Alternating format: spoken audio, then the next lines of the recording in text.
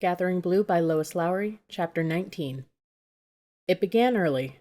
At dawn, Kira could hear the sounds, even from her room on the opposite end of the building, as the people started to gather.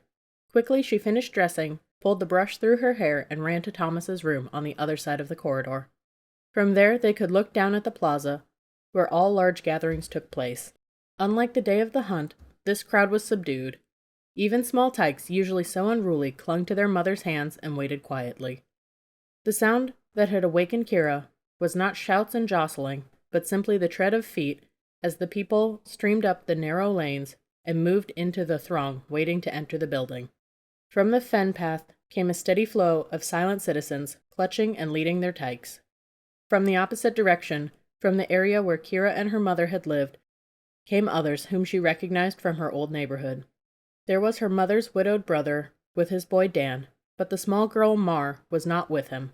Perhaps she had been given away. On a typical day, families were scattered and apart, tykes scampering unsupervised, parents at work, but today hubbies stood with their wives and tykes with their families. The people seemed solemn and expectant. "Where's the staff?" Kira asked, looking around Thomas's room. "They took it yesterday." Kira nodded. They had come and taken the robe yesterday as well. Weary though she was of the work, her room seemed diminished with it gone. "Should we go down?" she asked him, though she didn't relish the prospect of joining the crowd. "No, they said they'd come for us. I asked the tender who brought my breakfast." "Look," Thomas pointed, "over there, way in the back. See by the tree just before the weaving shed? Isn't that Matt's mother?" Kira followed his pointing finger with her eyes and found the same gaunt woman who had eyed them suspiciously from the squalor of the cot. Today she was washed and tidy. Beside her, holding her hand, was the tyke who looked so much like Matt. The two stood waiting as a family, but there was no second child, no Matt. A wave of sorrow swept through Kira, a feeling of loss. Looking down at the sea of faces, Kira gradually recognized people here and there. The weaving women, separated from each other, each with a hubby and children. The butcher, clean for a change, with his large wife and two tall sons. The entire village had gathered now, only a few stragglers still hurrying up the lanes. A small surge of movement began, and she could see that the people were shuffling forward. The crowd rippled like water moving on the river bank when a log floated by. "The doors must have opened," Thomas said, leaning forward to see. They watched as the entire village, person by person, entered the building. Finally, when the crowd outside was almost entirely gone, and now they could hear the murmur of voices and the shuffle of footsteps from below inside the building, a tender appeared in Thomas's doorway and beckoned. Except for a quick peek through a cracked open door, when she looked for Jameson one afternoon, Kira had not seen inside the Council of Guardians Hall since the day of her trial, months before. The circumstances had been so different then, when she had entered the cavernous room and limped alone down its central aisle, hungry, lonely, and fearful for her life. Today she still leaned as she had that day on her stick, but now she was clean, healthy, and unafraid. Today she and Thomas were brought through a side entrance near the front, so that they saw the faces of the village watching them. The tender pointed, directing them to a row of 3 wooden chairs on the left, just below the stage, facing the audience. Kira could see that there was another, longer row of chairs on the opposite side, and she recognized the Council of Guardians members who were already seated there. Jameson was among them. Quickly remembering herself of the custom, she bowed her head toward the worship object on the stage. Then she followed Thomas, and together they took their places in 2 of the chairs. A murmur passed through the audience, and Kira felt her face flush in embarrassment. She didn't like being singled out. She didn't want to sit here at the front. She remembered the derisive voice of one of the weavers only a few days before. "She don't need us no more," the woman had called. "It's not true. I need all of you. We need each other." Gazing at the crowded audience, Kira remembered the many past years when she had come dutifully with her mother to the gathering.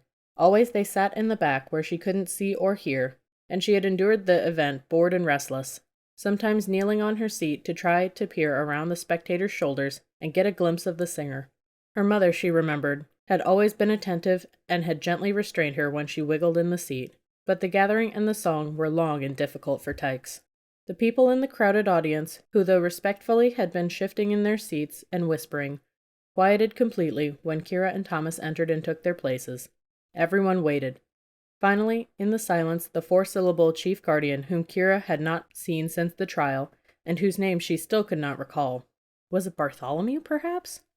Rose from his seat on the other side. He walked to the space at the front of the stage and began the ritual that always opened the ceremony. "The gathering begins," he announced. "We worship the object," he said, gesturing toward the stage and bowing. The entire audience bowed respectfully toward the little crossed construction of wood. "I present the Council of Guardians," he said next, and stood to the row of men, which included Jameson. As a group, they stood. For a nervous moment, Kira couldn't remember if the spectators were supposed to applaud, but a hush had fallen and the crowd was silent, though some heads seemed to nod toward the Council of Guardians in respect. "For the first time, I present the Carver of the Future," he gestured toward Thomas, who looked uncertain.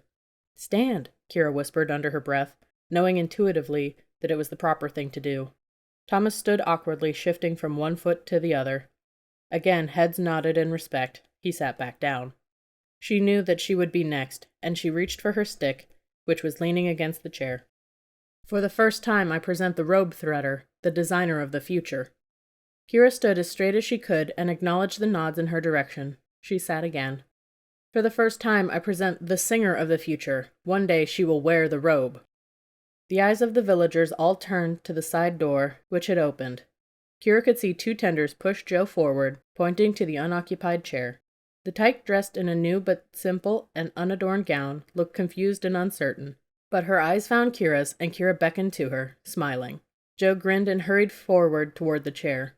"Don't sit yet," Kira whispered. "Stand and look at the people. Be proud." With a shy grin, with one foot nervously rubbing the ankle of the other leg, the singer of the future stood and faced the crowd. Her smile, hesitant at first, quickly became both self-confident and infectious. Kira could see the people smile back. "Now you can sit," Kira whispered. "Wait," Joe whispered back. She raised one hand and waggled her fingers at the audience.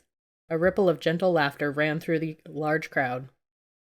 Then Joe turned and hoisted her small self, knees first, onto the chair.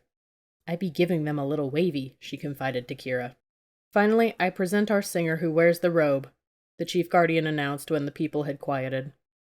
The singer, wearing the magnificent robe and holding the carved staff in his right hand, entered from the other side. The crowd gasped collectively. Of course they saw him and the robe each year, but this year was different because of the work that Kira had done on the ancient embroidery.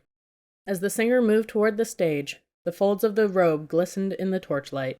The colors of the threaded scenes glowed in their subtlety.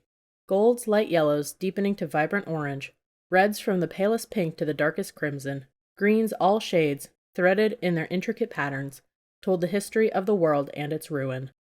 As he turned to mount the few stairs to the stage, Kira could see the broad blank expanse across the singer's back and shoulders, the blank that she had been picked to fill, the future that she had been chosen to create. "What's that noise?" Thomas murmured. Kira had been distracted by her awareness and appreciation of the robe and all that it meant, but now she heard it too. A dull, intermittent, metallic noise, a muted clank. Now it was gone. There, she heard it again, a scraping clank. "I don't know," she whispered back. The singer turned at the center of the stage, after bowing slightly to the worship object, and now faced the audience. He fingered the staff like a talisman, but did not need its guidance yet. His face was impassive, expressionless. Then he closed his eyes and began to breathe deeply. The mysterious sound had disappeared. Kira listened carefully, but the muted scrape had subsided. Looking at Thomas, she shrugged and settled back to listen. She glanced at Joe and could see that the tyke's eyes were closed too, and she was forming the first words silently with her mouth. The singer held up one arm, and Kira, from her knowledge of the robe, knew that he was displaying the sleeve with the scene of the world's origin, the separation of land and sea, the emergence of fish and birds, all of it in the tiniest stitches around the border of the left sleeve, aloft now, with his arm outstretched. She could feel the awed admiration of the audience as they saw the robe displayed for the first time in a year, and she felt pride in the work she had done. He started in a strong, rich baritone voice. No melody yet, really. The song began with a chant. Gradually, melodies would enter. Kira recalled, some slow, soaring lyrical phrases, followed by other harsher phrases with a quick pulsating beat, but it emerged slowly, as the world had. The song began with the origin of the world, so many centuries before. In the beginning.